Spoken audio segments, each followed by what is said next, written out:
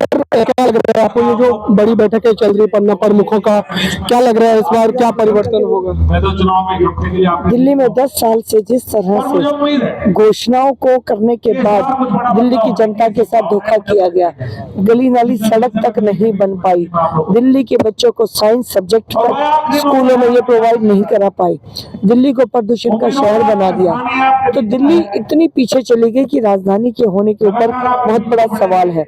तो विकास दिल्ली की जनता को आज चाहिए और वो भारतीय जनता पार्टी की नीतियों पर, विकास की दृष्टि पर विश्वास करती है। और मैं पूरे विश्वास के साथ कह सकती हूँ कि आने वाले समय में भाजपा की सरकार बनेगी और यहाँ से बहन नीलम कृष्ण जी जीत कर जाएंगे। आखिरी सवाल है, कैसा रिस्पांस मिल रहा है भाजपा को? पूरी बाहरी दिल्ली की बेल्ट जो है, कैसा जनता का आप लोगों को रुझान दिख रहा है? बहुत अच्छा रुझान है जनता का, क्योंकि भारतीय जनता पार्टी का संकल्प पत्र विकास की योजनाओं को लेकर और जो हमारे सोशल वेलफेयर स्कीम है उनको इंक्लूड करते हुए बना हुआ है। तो दिल्ली का एक होलिस्टिक डेवलपमेंट होना चाहिए जिसमें इंफ्रास्ट्रक्चर भी अच्छा हो, सोशल वेलफेयर भी अच्छा हो और जो अनऑर्गेनाइज सेक्टर है जैसे कि ई रिक्शा वाला, ऑटो वाला, घर में काम करने वाली जो महिलाएं हैं उनको भी संगठित करके उनका बोर्ड बनाना, उनकी चिंता भी इस हमारे विकास पत्र में। तो बहुत खुशी की बात है कि दिल्ली के पूरे हर वर्ग को शामिल करके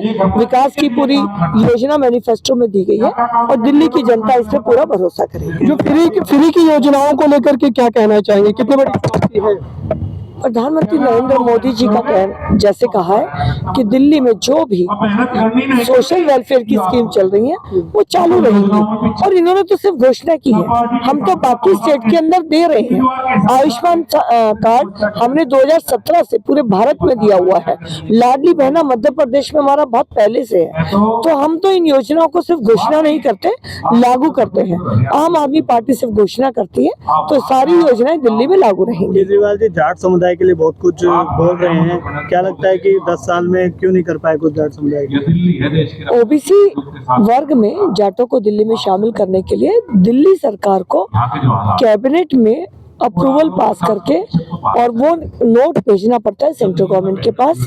पूरे 10 साल अरविंद केजरीवाल जी ने एक बार भी ये ड्राफ्ट भी नहीं बनवाया कि जाटों को सेंट्रल के ओबीसी के अंदर इंक्लूड करना चाहिए।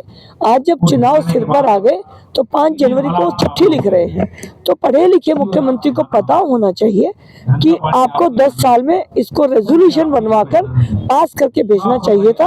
तो ये दिल्ली के सभी वर्ग समझते हैं, जाट भी समझते हैं कि बहुत बड़ी झूठ है। अपने आप को हरियाणा का बेटा और दिल्ली का भाई बताते हैं अरविंद केजरीवाल, आप लोग लगता है सच में ऐसा है? हरियाणा में बहुत बड़ी बड़ी बातें इन्होंने जाके की, लेकिन हरियाणा की जनता जनार्दन जानती है कि विकास कौन करता है, इसलिए भाजपा को वोट दिया। अब दिल्ली की जनता भी समझ चुकी है और भाजपा को यहाँ पर पूर्ण बहुमत मिलकर नीलम जी और साथ में साथ एक कैंडिडेट, चाहे डॉक्टर पंकज है, संदीप जी हैं या हमारे पवन जी हैं, सारे कैंडिडेट जीतेंगे और दिल्ली में भाजपा का मुख्यमंत्री बनेगा। सीएम फेस के लिए आप लोगों ने अभी तक कुछ सोचा है कि कौन? भारतीय जनता पार्टी के विधायक मिलकर तय करेंगे और जो भी पार्टी का चेहरा होगा वो सक्षम होगा और दिल्ली को वो विकास की राजनीति पे आगे बढ़ाएगा। धन्यवाद।